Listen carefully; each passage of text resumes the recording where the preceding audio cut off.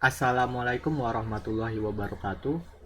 Perkenalkan, nama saya Fatir Maula dari kelas 2 KS 4. Pada kesempatan kali ini, saya akan memaparkan penjelasan tentang hasil akhir tugas UAS mata kuliah pemrograman berorientasi objek. Nah, langsung saja. Jadi untuk tugas akhir UAS pada mata kuliah ini, saya membuat sebuah sistem aplikasi atau aplikasi sistem informasi UKM saya, yaitu SBC, Stage Bridge Club. Jadi aplikasi ini berisikan tentang informasi singkat tentang SBC serta ditambah dengan informasi singkat tentang bridge. Lalu di aplikasi ini juga terdapat fitur seperti entry data, lihat dan cari data, serta upload dokumentasi kegiatan UKM saya atau UKM SBC. Nah, langsung saja kita lihat di kode kita. Jadi dapat terlihat bahwa eh, dari kelas diagram ini ya, dari kelas diagram ini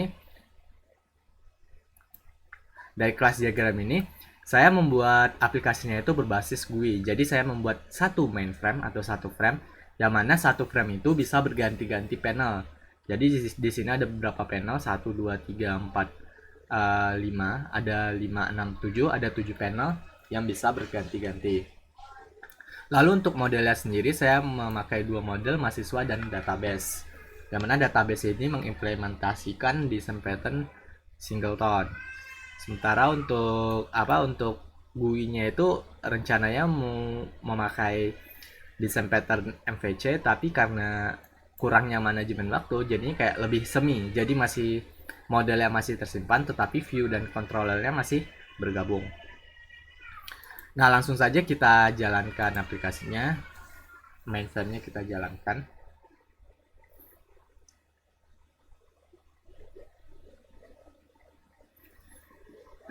Nah, jadi pada saat pertama kali dijalankan, kita melakukan yang dijalankan merupakan kelas mainframe.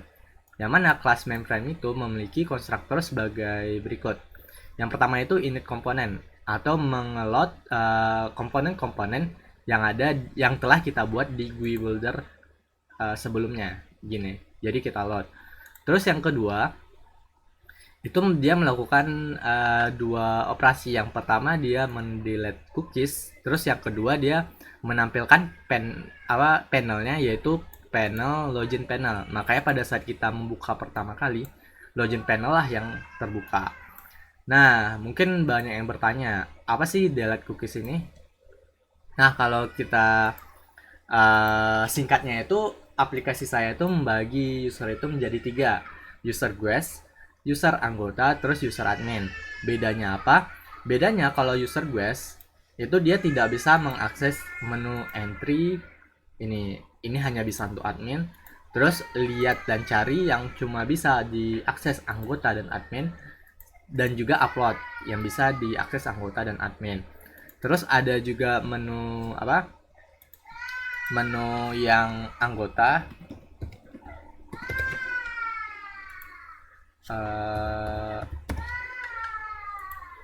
Kalau anggota itu dia nggak bisa mengakses lihat dan cari. Lihat maksudnya dia bisa mengakses lihat dan cari, tapi dia nggak bisa mengakses entry. Lalu lanjut ada untuk admin. Kalau admin dia bisa mengakses semua menu.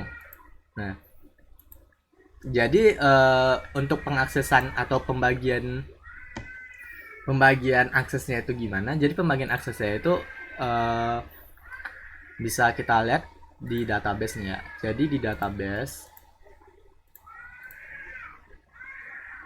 untuk user saya sudah menyimpan di tabel user. Jadi di sini saya telah mendaftarkan dua user aja sih. Jadi satu user anggota yang berusername name saya, terus ada satu user admin yang berusername itu admin. Terus pembagian akses menu itu saya memakai konsep cookies, yang mana di dalam cookies akan menyimpan variabel username dan ID. Jadi pada saat kita melakukan login, misal kita login menggunakan admin. itu dia akan menyimpan cookies yang berisi username dan ID. Yang mana ID itu saya set selalu bernilai 1. Lalu pada saat logout, si cookies itu akan hilang. Dan kita nggak bisa mengakses sesuatu yang bisa kita akses sebelumnya saat login. Nah, pembagian aksesnya itu kalau di dalam implementasi code-nya itu sebagai berikut. Jadi di mainframe, itu sebelum kita menampilkan pen-nya, itu kita melakukan sebuah conditional, sebuah pembatasan kondisi. Jadi di sini kita melakukan sebuah query yang berisikan select all from where cookies sama dengan admin. Berarti di entry menu item action, pada saat kita menekan menu entry, itu dia cuma bisa dijalankan pada saat username sama dengan admin. Nah, pada saat username sama dengan admin nih, if rs sama dengan next, if rs.next, itu baru kita menampilkan panelnya. Tapi kalau tidak, akan menampilkan message dialog yang berisi maaf menu tidak bisa diakses, kamu bukan admin. Lalu kalau cuma anggota, itu dia kondisinya itu sedikit berbeda. Kalau tadi where username sama dengan admin, kalau ini where ID sama dengan 1. Karena setiap semua akun itu saya mengesetnya ID-nya 1. Jadi kita bisa mengambil kondisi dengan menggunakan ID. Nah, langsung saja kita ke menu pertama. Jadi saya masuk ke sini menggunakan akun admin supaya mempermudah akses login. Yang pertama itu ada home atau landing page. Ini cuma berisi kayak ucapan selamat datang, terus deskripsi singkat aplikasi ini dan apa yang bisa dilakukan di aplikasi ini. Lalu ada menu kedua yaitu menu bridge. Menu bridge ini berisi tentang penjelasan singkat tentang bridge. Lalu dilanjutkan di sini ada sebuah game singkat lah, kayak simple. Jadi misal di sini kita tekan space, terus kita bisa langsung cek satu, ternyata jawabannya benar. Lalu di sini kita misalkan jawab salah nih. Ini adalah merah. Maaf, salah. Terus misal ini kan wajib ya, kita bisa walaupun besar kecilnya huruf kita, itu dia bisa tetap terbaca. Kenapa begitu? Karena pada saat saya melakukan deskripsi tentang button action ya, di sini kita bisa lihat di bridge panel.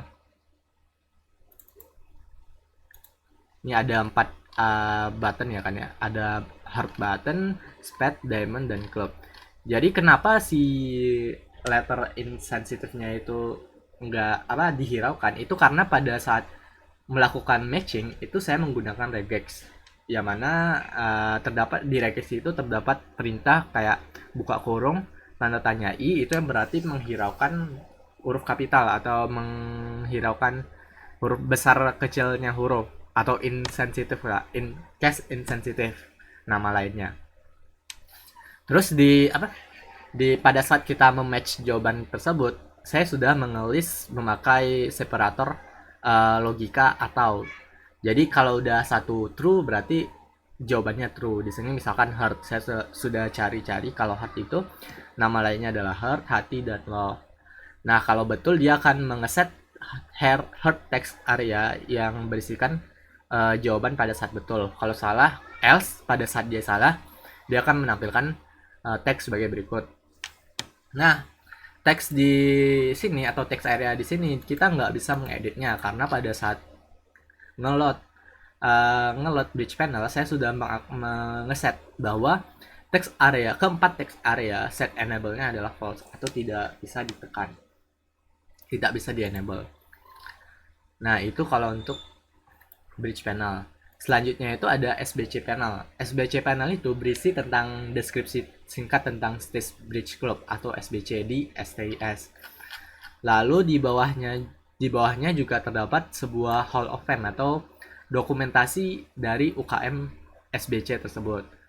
Nah, di cara saya menampilkan gambar, sebelumnya juga dapat terlihat kan ada kayak logo ini kayak gambarnya. berupa JPG kalau nggak salah atau PNG. Itu saya menampilkan itu dengan menambahkan sebuah label.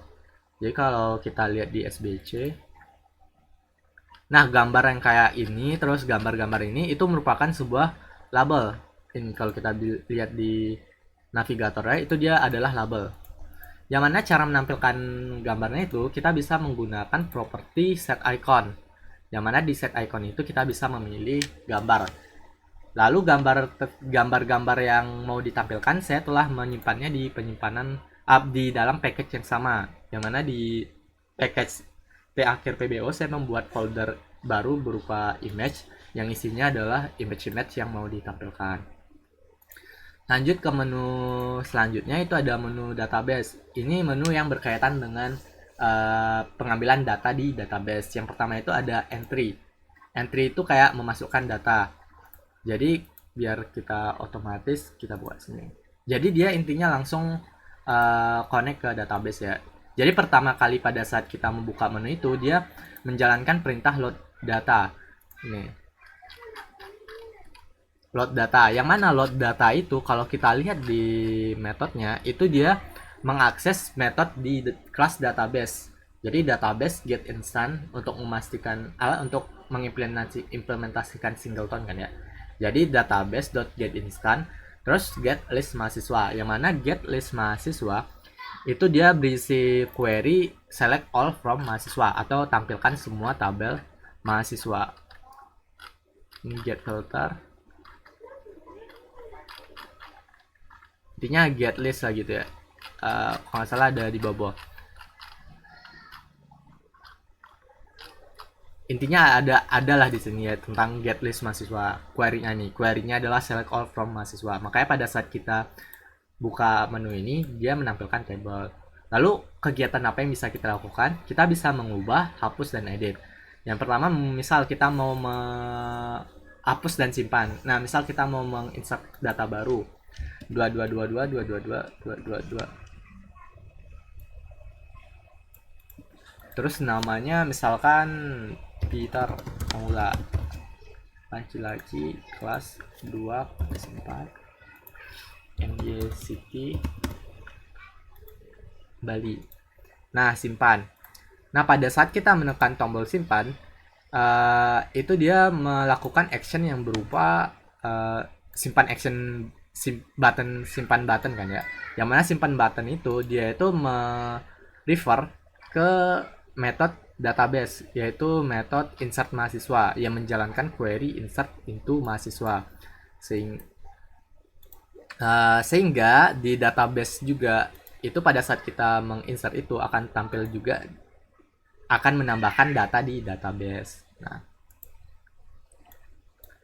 lalu kita bisa ngedit misal ini jadi umurnya jadi 20. Nah, kita edit, kita tekan tombol ubah, sukses mengubah data dan kita bisa lihat ini masih 17 ya. Lalu kita lihat dia ubah menjadi 22. Itu karena tombol edit itu dia merefer ke metode di database yang berupa edit atau ubah ini edit mahasiswa ini. Yang mana edit mahasiswa menjalankan query update. Lalu yang terakhir itu ada hapus. Hapus itu dia menjalankan query delete seperti biasa. Kita hapus di sini, di tabel terhapus dan di database juga ikut terhapus. Nah, lanjut ke menu selanjutnya itu ada menu lihat dan cari. Menu lihat dan cari itu ada fitur yang pertama merupakan tampilkan tabel lengkap. Itu dia ngeakses sama kayak pada saat kita ngeload si entry, dia ngeakses metode get list mahasiswa yang menjalankan query select all. Terus kalau di cari name ini dia menjalankan action berupa ini. Kalau kita lihat di lihat dan cari, nih misal cari nama ya, cari nama itu dia menjalankan metode get filter nama mahasiswa, yang mana get filter nama mahasiswa itu dia menjalankan query sebagai berikut. Ini nama select all from mahasiswa where nama like itu kayak perintah mencocokkan. Jadi di sini saya bikinnya like nama plus persen. Artinya nama yang kita pas plus bisa karakter lain di belakangnya. Contoh misal di sini FA. Nah, yang muncul adalah Faiz, Fatir. Terus misalkan AG atau misalkan SI, S, A. Nah, A banyak kan ya, tapi AG cuma ada satu orang. Sama juga begitu dengan name.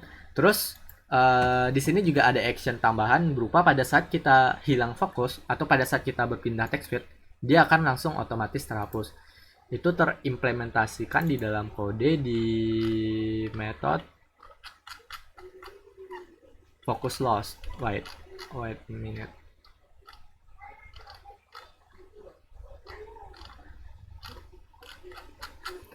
Nih focus loss.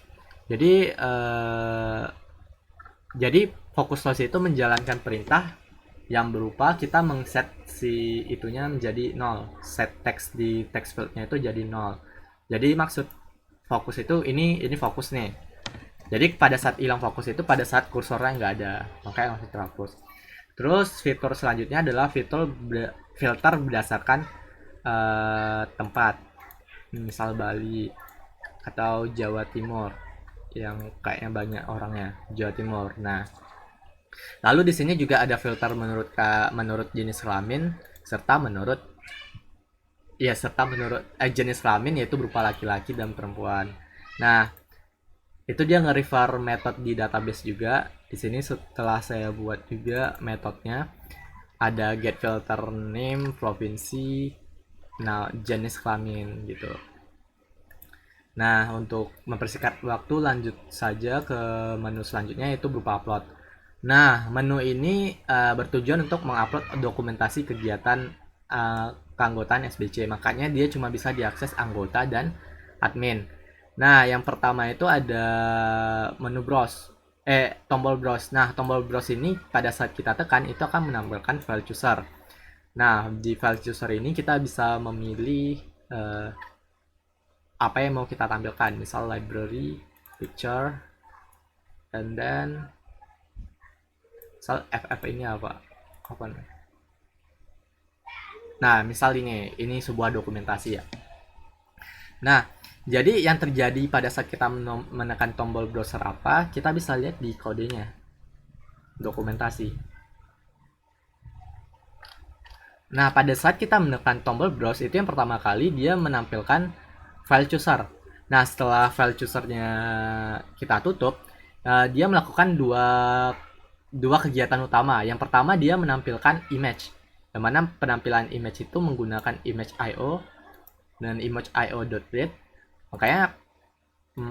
Makanya pada saat kita close file chooser itu otomatis di sini tampil image. Ini merupakan sama kayak menu tadi, gambar itu biasanya ditampilkan melalui text label atau label. Jadi label set iconnya sebagai si file yang telah kita ambil tadi, ini input image set icon, image icon. Lalu kegiatan yang kedua adalah mengeset text directory-nya itu menjadi directory yang telah kita pilih tadi.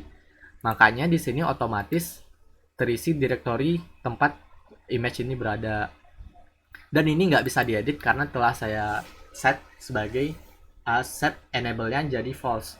Nah, untuk menyimpannya kita tinggal buat nama filenya, misalkan dokumzoom 1. Nih, sebagai bukti kita buka di sini.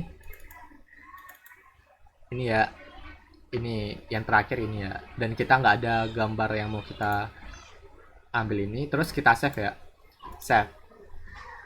Foto tersimpan, otomatis dia langsung menambah atau tertambah atau terinputkan ke dalam sini. Nah, itu untuk si dokumentasi. Nah, lalu yang terakhir itu logout. Logout tadi seperti yang telah saya bilang, logout itu dia menghapus cache. Jadi sebelumnya tadi kan cache-nya tersimpan pada saat bukan cache, maksudnya cookies. Nah, pada saat kita melakukan logout, cookiesnya itu udah hilang lagi. Nah, selain logout, penghapusan cookie bisa terjadi pada saat kita misal login dulu ya, login. login ini kan tersimpan cookies nih. Nah, pada saat kita close, terus kita buka aplikasinya lagi.